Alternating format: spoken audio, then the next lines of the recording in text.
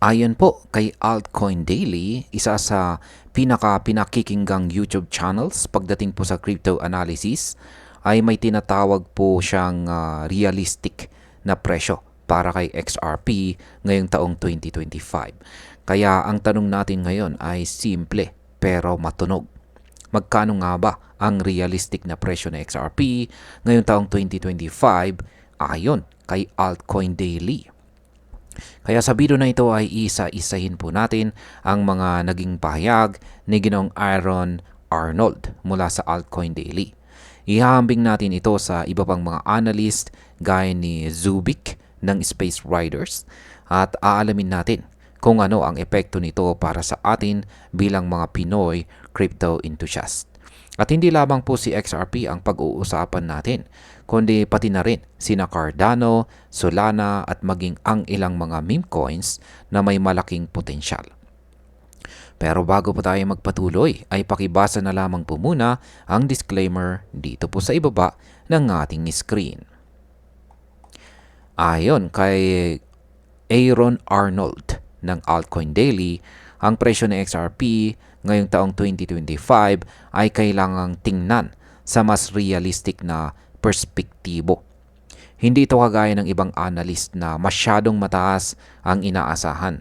Sa halip, sinabi niya na ang forecast po niya ay mas nakabase sa galaw ng market at sa performance ni XRP sa kasalukuyan. Sa kanyang post sa platform na X, ito po yung dating Twitter, binanggit niya ang mga posibleng galaw ng presyo ng XRP at iba pang mga malalaking altcoins. Ang sabi niya, kung susuriin po ang takbo ng market at ang mga nangyayari sa crypto regulation ngayon, ang posibleng realistic price para kay XRP sa 2025 or ngayong taon ay hindi po ganon kataas gaya ng sinasabi ng iba. Para magkaroon po tayo ng context ay tignan natin ang sinasabi ng ibang mga analyst. Noong nakarang linggo lamang ay naglabas po ng prediction si Zubik. Yan, si Ginoong Zubik. Siya naman po ang founder ng NFT project na Space Riders. At ang sabi po niya ay posibleng umabot sa XRP sa $10 kung si Bitcoin ay makarating sa presyong $250,000. Ngunit kahit mataas na ang prediction na ito, mayroon pa ring mga ultra bullish XRP supporters na naniniwalang kaya raw na XRP na lumampas sa presyong $50.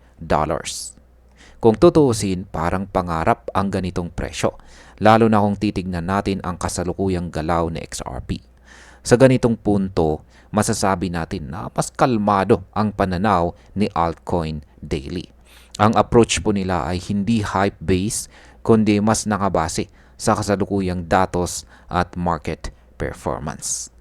Ngayon ay, ano po ba ang sinasabi ni Altcoin Daily tungkol sa iba pang mga altcoins? Hindi lamang po sa XRP ang binigyan ng forecast ni Altcoin Daily. Isa rin po sa kanyang tinutukan ay si Cardano or ADA. Ang sabi niya ay posibleng umabot si ADA ng hanggang $4 ngayong taong 2025. Ngayon kung titignan po natin ang history ni ADA, ang all-time high po niya noong ang all-time high po niya ay noong 2021 ay umabot sa presyong $3.01. Pero sa kasalukuyan si ADA po ay nasa ilalim pa ng presyong $1. May mga analyst din na mas bullish tulad ni Ali Martinez. Yan, si Ginoong Ali Martinez na dating nagsabing kayang umabot ni ADA ng hanggang $10 na presyo. Pero dahil medyo matumal ang performance ni ADA nitong mga nakaraang buwan, ay bumaba na rin ang kumpiyansa ng maraming traders. Sa kabilang banda, si Solana naman ay binigyan ng forecast na $400. Ang interesting po dito, si Solana ay nahigitan na ang kanyang all-time high pero ngayon ay nasa 39% pa rin siya sa ilalim ng kanyang peak price na $2.94. Sa ngayon si Solana ay nasa presyo na $174 at tumaas po ng 20% nitong nakaraang buwan. Ayan, dito naman po tayo sa mga meme coins tulad ni Borg, Pengo at saka Pump. Ayan, hindi na rin po nakalimutan ni Ginoong Aaron Arnold ang mga tinatawag na meme coins. Isa sa mga binanggit niya ay si Borg na inaasahang aabot sa presyo na $3.50. Si Pengo naman ay maaring umabot ng 0.10 at si Pump ay pwedeng umakyat sa presyong 0.01. Kung iisipin natin ay parang maliit lang ito kumpara sa iba. Pero tandaan natin na ang mga ganitong coins ay pwede pong mag times 10 or higit pa kung bigla po silang sumikat. Sa sobrang bilis ng galaw ng mga meme coins ay marami ang naniniwalang pwede silang magbigay ng malaking kita. Pero syempre may kasamang malaking risk. Para po sa atin bilang mga Pinoy crypto enthusiasts, mahalaga po na marunong tayo mag-filter ng impormasyon. Ang mga tulad ni Ginoong Aaron Arnold ng Altcoin Daily ay nagbibigay po ng balancing pananaw. Hindi sila nagbibigay ng sobrang taas na expectations pero hindi rin sila nawawalan ng pag-asa.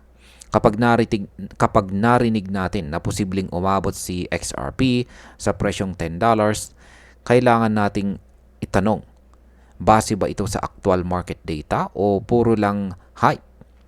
Ang mas realistic na presyo ay nakakatulong po para makapagplano tayo ng mas maayos.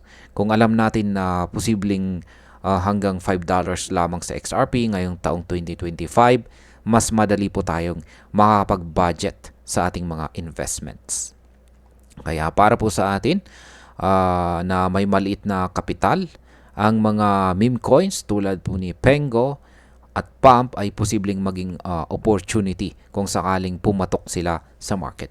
Pero uulitin ko lamang, laging may kasamang panganib po ang mga low cap coins, kaya wag po tayong mag-all in.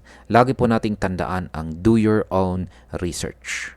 At bilang panghuli, ang masasabi ko naman tungkol dito ay ang approach ni Altcoin Daily ay isa sa mga pinaka-sensible na narinig ko.